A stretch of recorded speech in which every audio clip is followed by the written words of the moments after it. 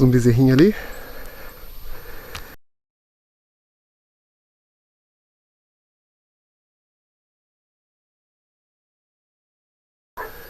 Pois então, hoje é feriado de Tiradentes aqui no Brasil. E meu irmão, Gabriel Carvalho, músico. Aliás, curta o canal dele, vou deixar o link aqui embaixo. Ele pediu para falar alguma coisa sobre Tiradentes. E eu não gosto de ficar dando uma de pedante, né? Falando sobre minhas opiniões sobre personagens históricos. Mas eu queria fazer uma reflexão sobre liberdade. Então eu vou caminhando, pedalando e vou falando sobre liberdade. Eu sempre gosto de relacionar minhas aulas um pouco do atual com o passado, pois a história só faz sentido se relacionada ao presente, se aproveitada no momento presente. E no momento presente, muitos estados do Brasil estão a viver num período de grandes restrições. Houve até caso de prisões de uma senhora, por exemplo, que ela queria permanecer em uma praça pública em Araraquara. Eu particularmente acho que está a haver exageros em toda essa situação. Eu também não concordo muito do que a mídia, como a mídia está a tratar a situação, mas a questão é que nós demoramos muito tempo para conquistar a liberdade e não devemos perdê-la de uma hora para outra. Antes de falar um pouco, veja só que incrível. Pois bem, na época do Tiradentes, Joaquim José da Silva Xavier, o Brasil, na verdade aqui era Minas Gerais, né? A capitania de Minas Gerais, assim como outras capitanias, faziam parte da coroa portuguesa.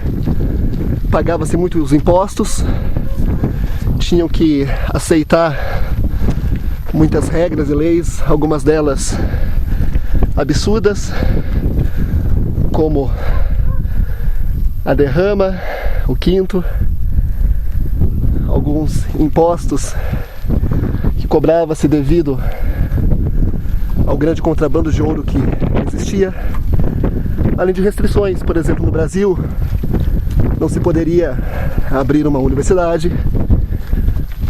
Eles sentiam realmente, a intelectualidade mineira especialmente, sentia-se muito oprimida. Então, um grupo de pessoas, da qual incluía Tiradentes, realmente inspirado em ideais iluministas franceses e talvez ingleses, eles passaram, né, a pedir por maiores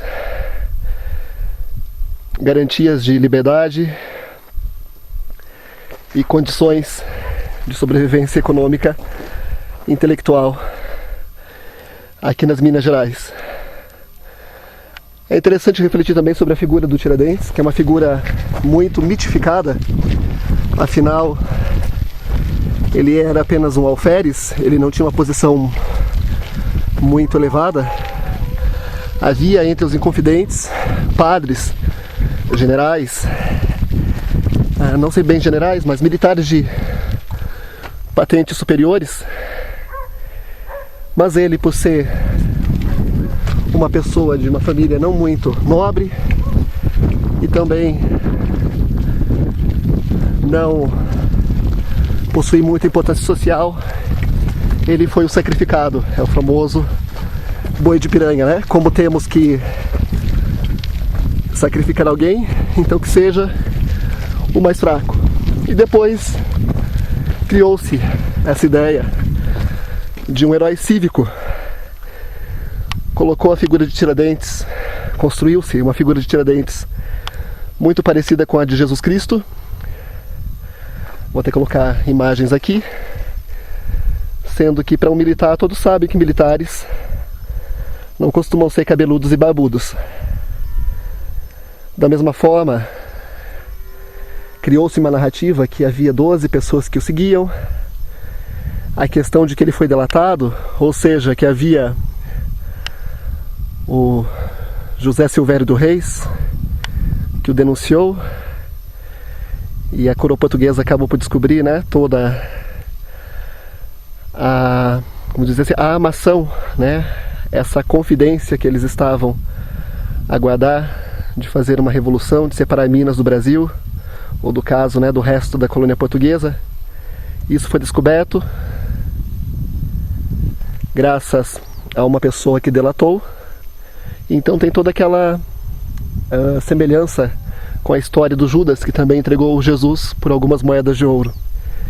Então é interessante, né, perceber que criou-se toda uma narrativa para legitimar um herói nacional.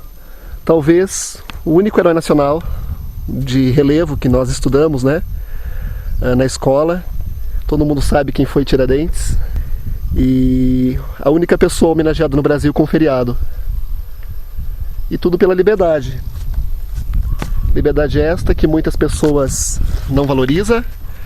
Há muita gente fazendo passeatas, protestos para a volta do AI-5, que é uma idiotice, né? Porque é um ato institucional que tira muitos dos nossos direitos, que fecha o Congresso, que priva-nos de nossa liberdade.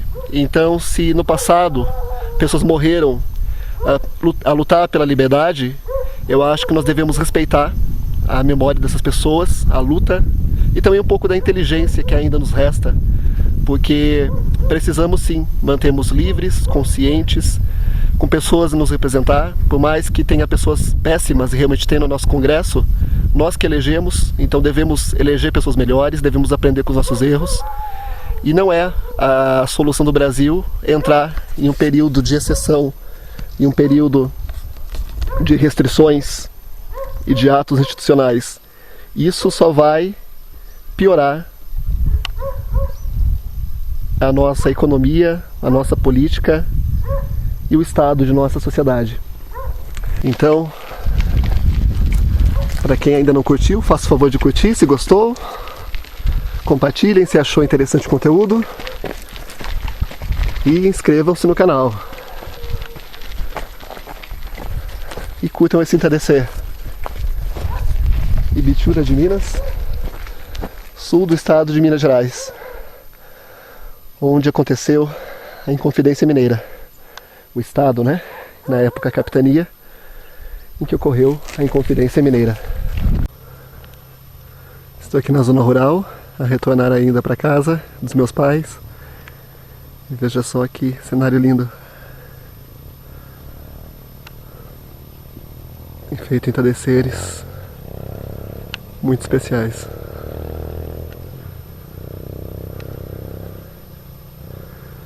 Aquelas serras são lá em Andradas.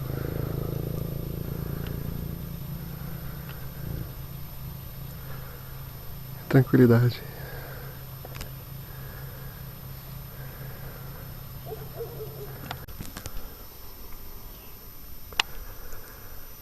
Outras imagens lindas do alvorecer.